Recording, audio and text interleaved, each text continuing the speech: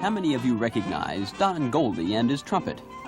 Perhaps a shot of Don on the Dave Garroway show will help place him. Or maybe playing here with Arthur Godfrey. Don even played with Stan Kenton. Don Goldie brings a wealth of entertaining to any audience he plays for.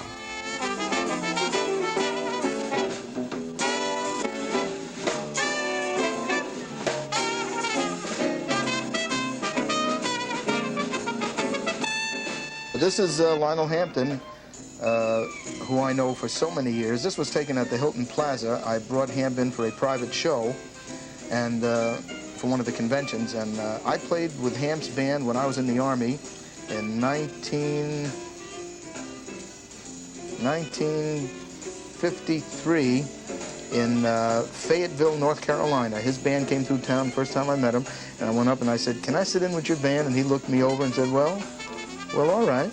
So I sat down in the band and played, and I was sitting next to a few interesting people like Quincy Jones and people like that, and I did the whole tour when Ham's band, when he played the North Carolina area, I had just gone on furlough, and he said, "Would you like to join the band?" I said, "Hell yes, I'd like to join the band," and that was just a marvelous experience.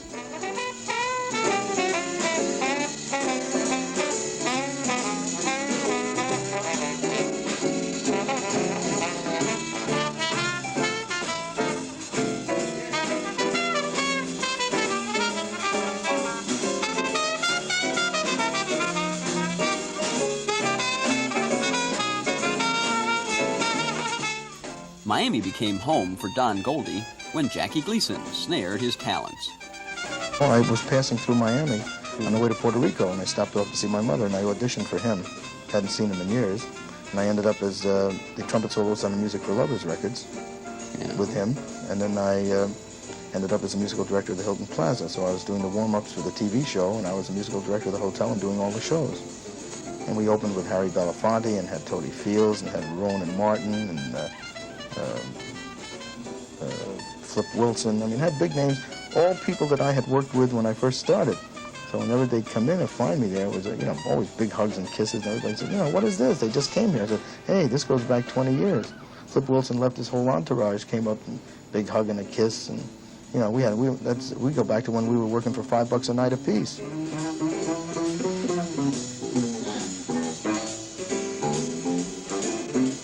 Well, this is someone I love dearly, and I know since I'm a kid, and we were extremely good friends. He was a good friend of my dad's. As you know, my dad played first trumpet with Paul Whiteman, was assistant conductor for 20 years, and I'm the only person that Louis Armstrong let play his horn backstage. Is that right? Yes, and whenever I came back there, and I used to do I still do a Louis Armstrong impersonation, so whenever I'd go backstage, I'd say, "What you say, Pops?" And he'd look at me and say, "What you say, Pops?"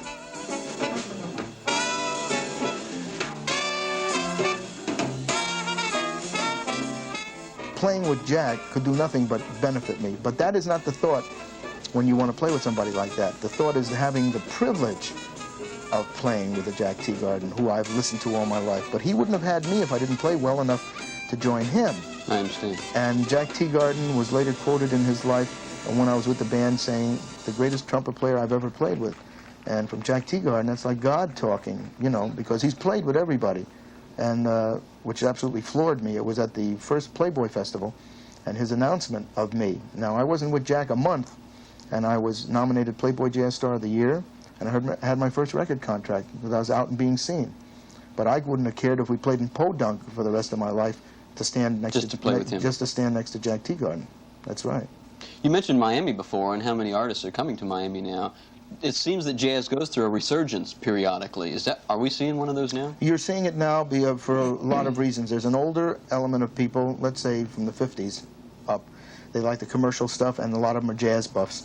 Then there are the kids who are finding jazz out of the rock era, and they're looking for roots to grab onto. A lot of them are musically inclined, but they find that basically it comes out of blues, and it was played in the colored clubs. It was called colored in those days. It's played in the black clubs for that many years, because I played in the first integrated club in Miami for years when I couldn't get a job on the beach because I played jazz.